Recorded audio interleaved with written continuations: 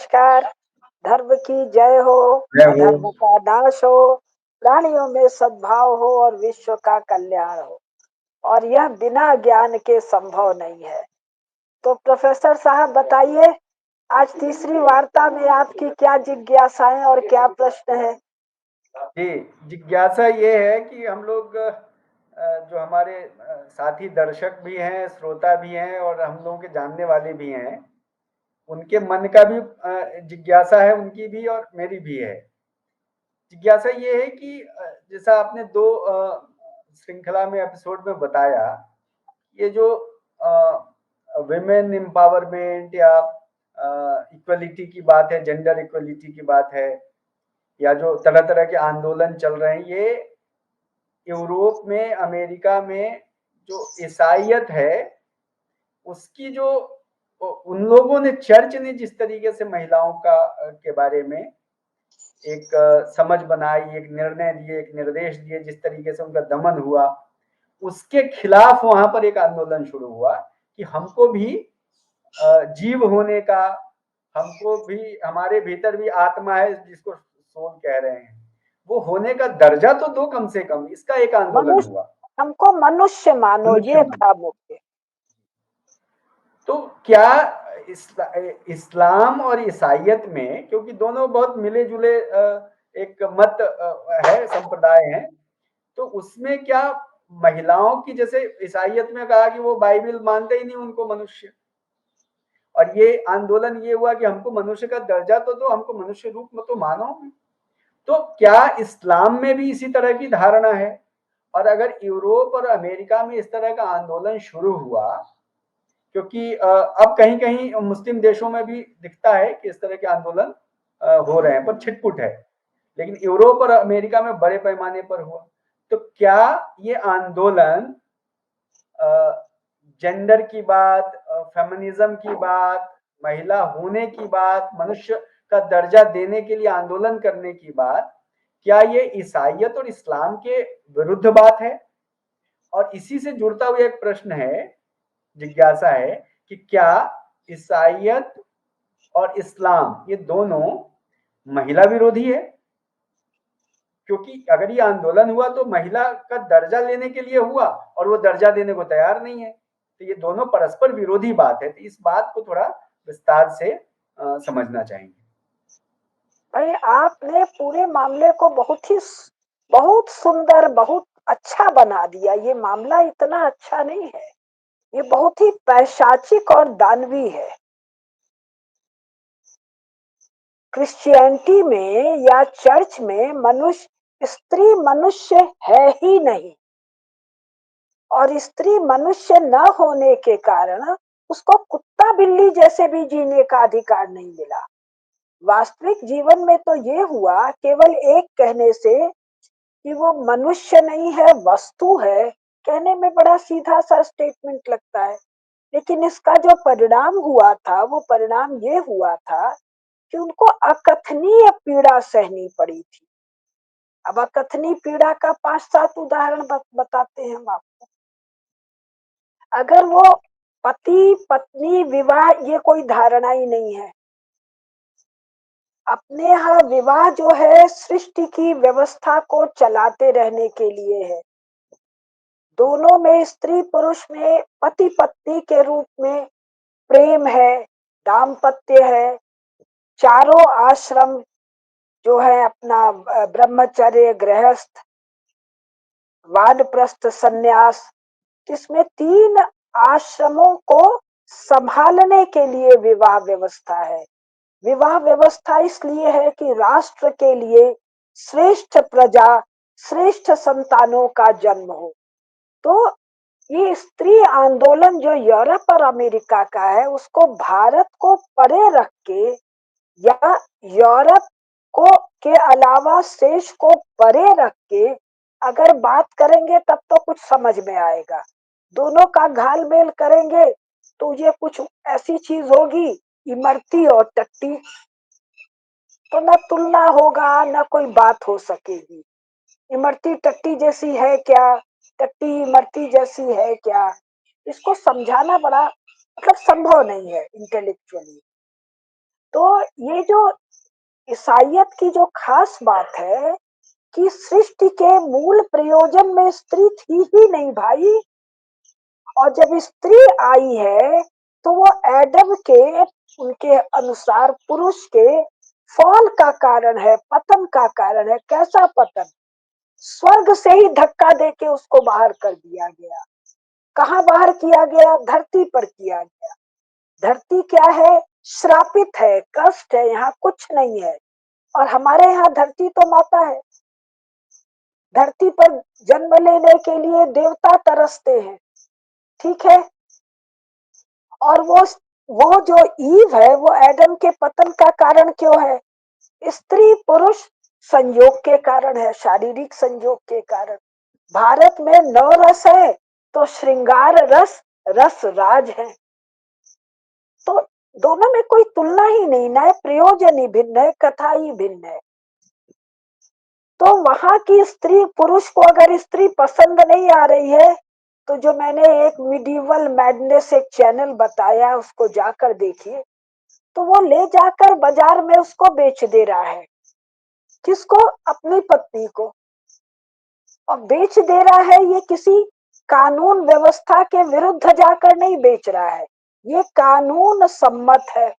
कानून किसने बनाया है? चर्च ने बनाया है और वहां के राज्य ने बनाया है। बेचने के बदले उसको क्या मिलता है? कभी कभी एक मुर्गी मिल जाती है, कभी कभी 2 4 5 अंडे मिल जाते हैं। तो क्या ऐसी कोई व्यवस्था, भारत को तो छोड़ दीजिए आप, किसी भी सनातनी समाज में किसी भी स्त्री या पुरुष ने सुना है क्या? क्या अफ्रीका में ऐसा कभी सुना है क्या? क्या Latin America, north America, Australia में ऐसा सुना है क्या? वहां तो सामान्य है। अब जैसे फ्यूडल लॉर्ड्स का जो कथा है, तो किसी भी स्त्री का किसी भी पुरुष से विवाह होगा तो वहां फ्यूडल लॉर्ड जो है वो अनफ्लावरिंग करेगा। ये भाषा भी सारी वही की है। क्या अनफ्लावरिंग का मतलब? क्या 3 दिन तक उस स्त्री का वो भोग करेगा, उस स्त्री को वो कंज्यूम करेगा। वहां विवाह के लिए शब्द है कंज्यूमेशन ऑफ मैरिज। तो विवाह कब पूरा संपन्न हुआ? जब स्त्री ने पुरुष ने स्त्री का भोग किया। तो स्त्री क्या है?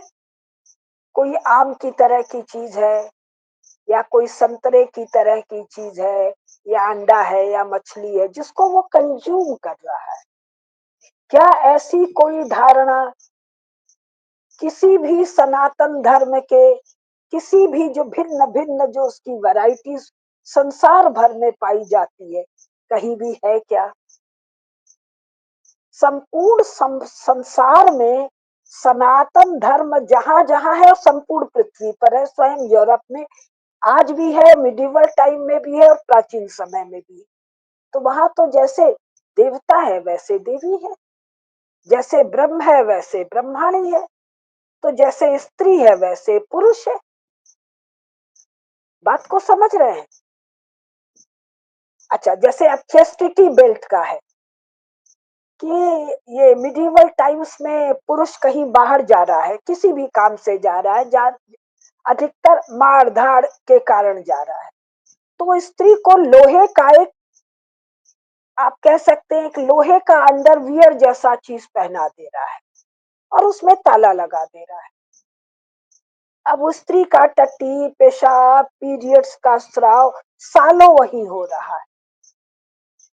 तो ये कैसा भयंकर नारकीय व्यवस्था है। और ये कोई एक आदमी नहीं कर रहा है, ये चर्च और राज्य के कानून के अनुसार हो रहा है।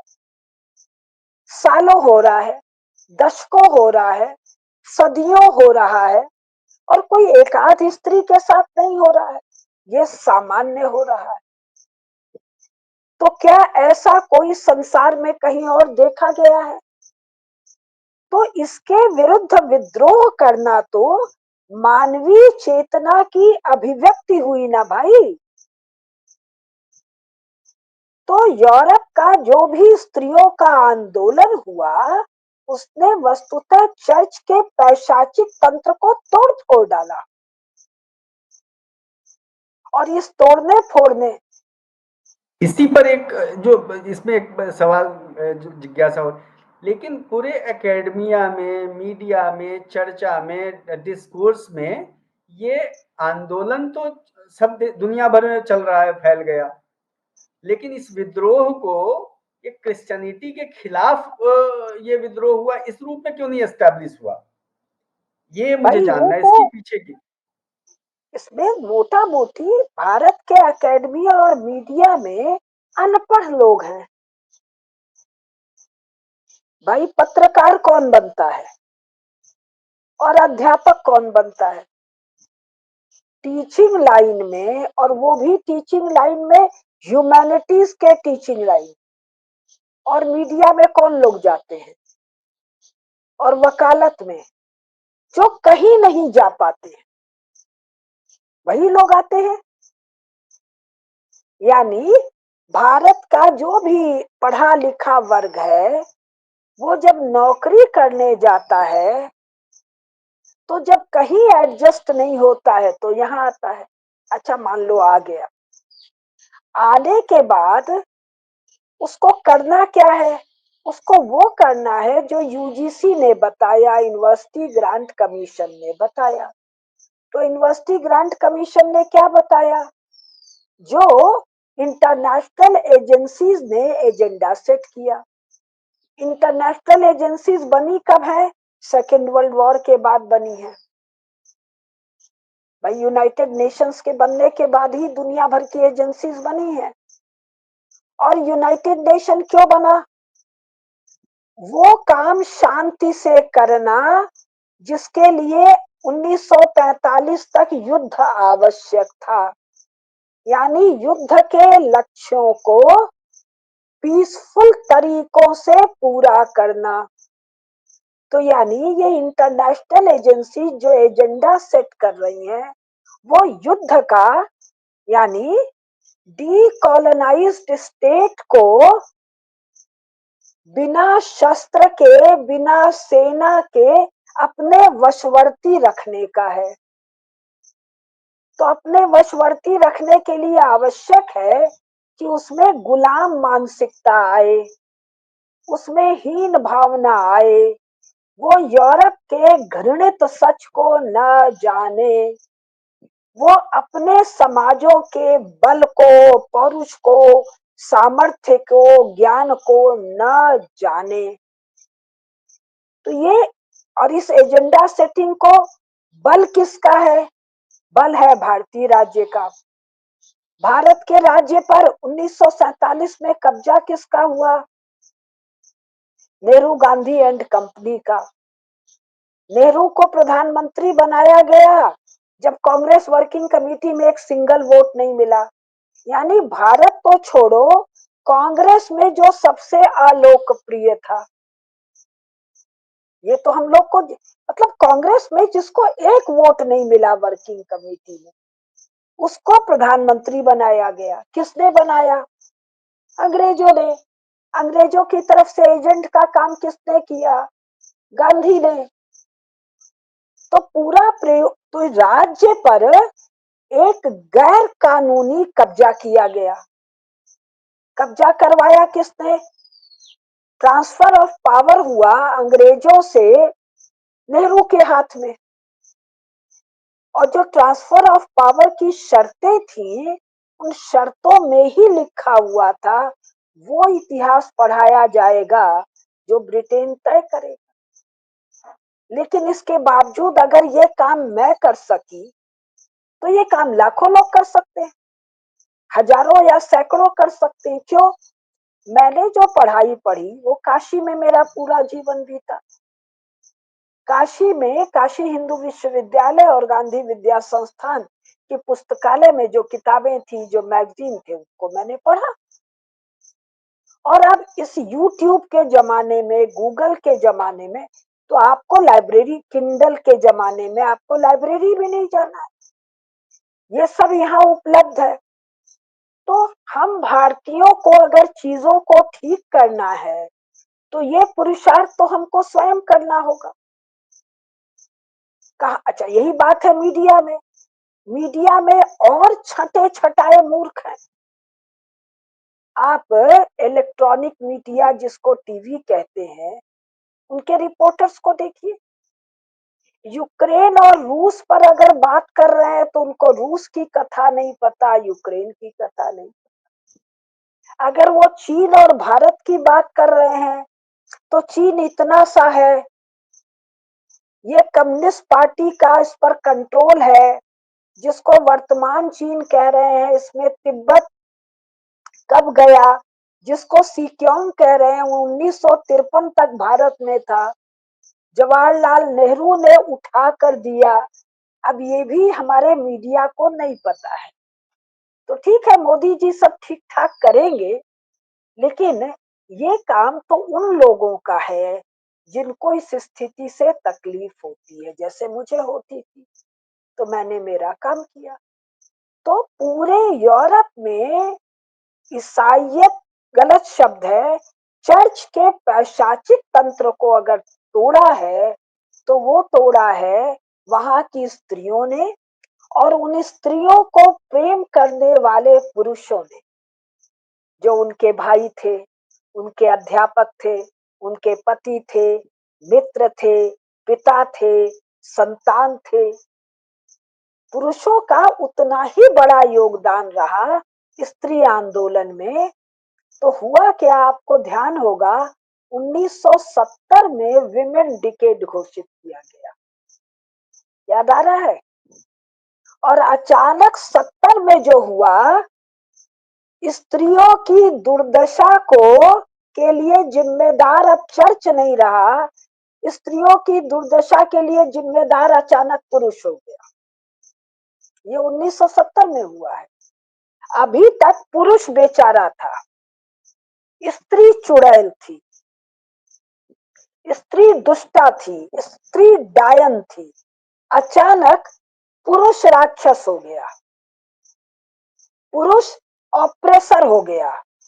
अभी तक स्त्री चर्च के अनुसार पुरुष के पतन का कारण थी, अब स्त्री बेचारी हो गई, वो ममतामयी हो गई, वो माता हो गई, वो कोमल हो गई, वो फेयर सेक्स हो गई वन फाइन डे। और संसार भर के पुरुष उस स्त्री की दुर्दशा के लिए जिम्मेदार हो गए। चर्च बाहर हो गया, अब चर्च के बराबर आ गया सनातन धर्म। तो भाई ये काम जिन लोगों ने किया, उन्होंने मेहनत की ना भाई, उनके मेहनत के बिना तो नहीं हुआ। तो मेहनत हमको अपने समाज के लिए तो हम ही को करना पड़ेगा, रोने से तो नहीं होता है। ठीक है ना?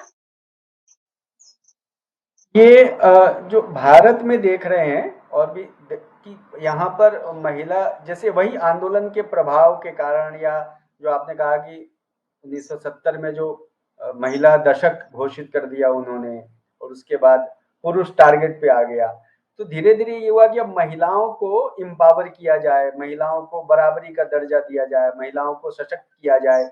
इसके लिए कई तरह के कानून बने, तो और हालांकि उस इसका जो प्रयोजन था वो यूरोप से इतर जो समाज हैं उनको तोड़ देना, उनके सामर्थ्य को चोट मारना। तो ये इंटरनेशनल एजेंडा था। अगर मान लीजिए 1947 में सुभाष चंद्र बोस होते या सरदार पटेल होते या हमारे नरेंद्र मोदी जैसे लोग होते, तो ये कोई एजेंडा लागू नहीं होता, क्योंकि तब हम किससे सीखते, वहां के स्त्री आंदोलन से, कि देखो तुम्हारे साथ जो दुर्गत हो रही है वो तो भारत में नहीं है। भारत में तो देखो हमारे यहाँ महारानी कैकई से लेकर महारानी लक्ष्मीबाई तक हैं, युद्ध के क्षेत्र में है।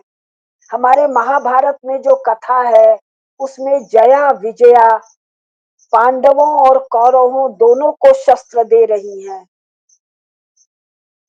तो हम अगर राज्य पर नियंत्रण गद्दार नेहरू गांधी एंड कंपनी का न होता तो उस इंटरनेशनल एजेंडा के बावजूद कुछ ना होता। एक उदाहरण, ये F-35 आया जासूसी करने, आया ना, इसको रोक लिया। रुको भाई, क्यों रोक लिया? क्योंकि हमारा प्रतिरक्षा प्रणाली 10 साल के भीतर इतना उन्नत किया। तो 10 साल के भीतर इतना उन्नत कैसे कर सके? सारा सामर्थ्य विद्यमान था। सामर्थ्य को मोदी जी ने प्रोत्साहन दिया, साधन दिया। इसके पहले क्या हो रहा था? सामर्थ्य को नष्ट करने का प्रयास हो रहा था। जो सामर्थ्यवान है कुछ कर ले, उसकी हत्या हो जाएगी, उसको जेल हो जाएगा, उसको जासूसी में फंसा देंगे। भाई ये तेल अंडमान निकोबार में और बलिया में अभी क्यों पता चला? क्या हमारे वैज्ञानिकों को पहले नहीं पता रहा होगा? कांग्रेस सरकार उसको दबा देगी, क्यों? भारत का बल ना बढ़े। तो हर इस काम में राज्य की भूमिका। किंतु यदि राज्य प्रतिगामी हो, विरोधी हो, जैसे अंग्रेजों के समय था, तो भी उसके प्रजा के सामर्थ्यवान लोगों के बल से तोड़ा जा सकता है। तो हुआ ये कि जो हमारे श्रेष्ठ हिंदू लोग थे, उन लोगों ने इस क्षेत्र को उपेक्षित छोड़ा, और जिन लोगों ने कुछ काम किया उनको राज्य ने कस के मसला। लेकिन ऐसा नहीं है कि ये फाइनल है। अगर हमारे वो जो यूनिवर्सिटीज में जो विमेन स्टडी सेंटर्स है, उनमें कह दिया जाए कि भी यूरोपीय स्त्री आंदोलनों का अध्ययन हो, स्त्री आंदोलन क्यों हुए, वहां विच हंट्स क्यों हो रहे हैं, और ये सारी सामग्री गूगल में उपलब्ध है। और मुझे काशी के विश्वविद्यालय के पुस्तकालय में अगर मिली, तो मेट्रोपॉलिटन सिटीज के पुस्तकालयों में तो शुरू से भरी पड़ी है ना। तो ये जो कुछ हो रहा है, इसमें बहुत बड़ा एक काम जानबूझकर है और एक प्रमाद भी है। ठीक है ना? एक जिज्ञासा और है, प्रश्न जिज्ञासा कि जैसे भारत में बहुत सारे जो कानून बने हैं, बहुत सारी योजनाएं हैं, कानून है और संस्थाएं भी, जैसे मानव अधिकार आयोग।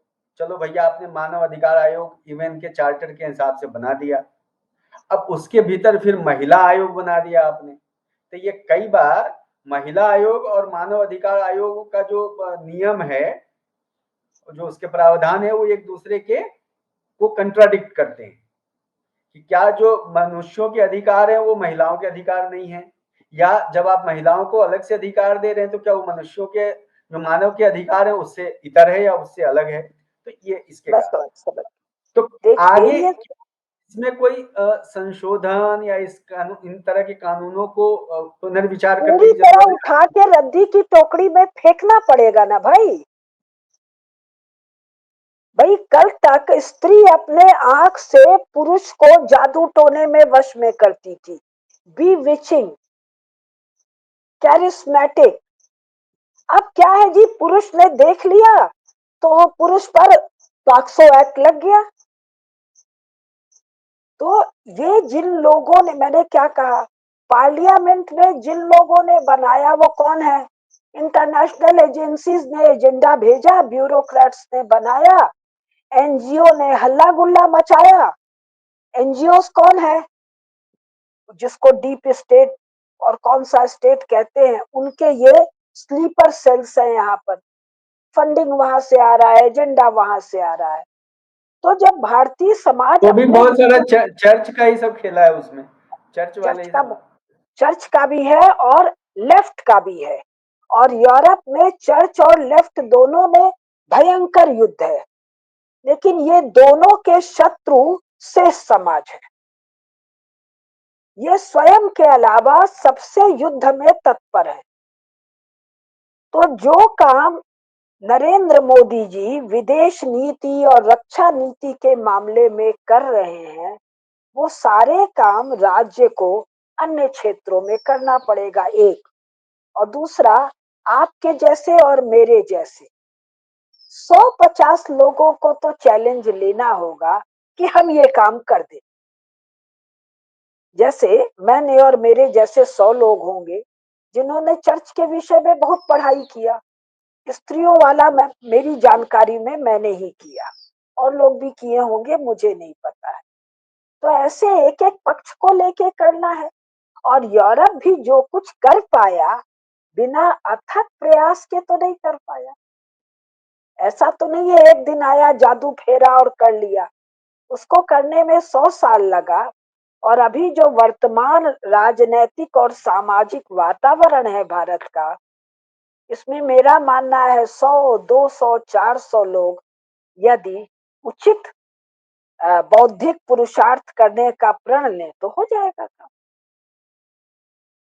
अपना काम स्वयं को करना होगा। दुष्ट भी अपना काम निरंतर बिना थके लगातार करते हैं, तो हम लोगों को तो अपना काम करना ही होगा ना। ठीक आज है अच्छी चर्चा हो गई, इतनी छोटी जी। लेकिन बहुत ही उपयोगी, और मुझे लगता है इसमें जानकारी भी है, प्रेरणा भी है, और आगे के लिए थोड़ी दिशा भी है कि आप इस डायरेक्शन में काम कर सकते हैं। और मेरे तो YouTube पर करीब 30-35 भाषण ही हैं इस विषय पर। और यूरोप में स्त्री की क्या स्थिति थी, सत्तोलॉजी चैनल पर कोई 7-8 घंटे हैं पुस्तकों के साथ। तो सुनने वालों में अगर 2-4 लोग इस कार्य को करना चाहें, तो वो 35-40 घंटे सुनकर और कम से कम मेरी एक पुस्तक पढ़कर आ जाए, उनको मैं तैयारी करवा देती हूँ। ठीक है प्रोफेसर साहब, नमस्कार। जी, बहुत बहुत बहुत बहुत धन्यवाद। हर हर महादेव।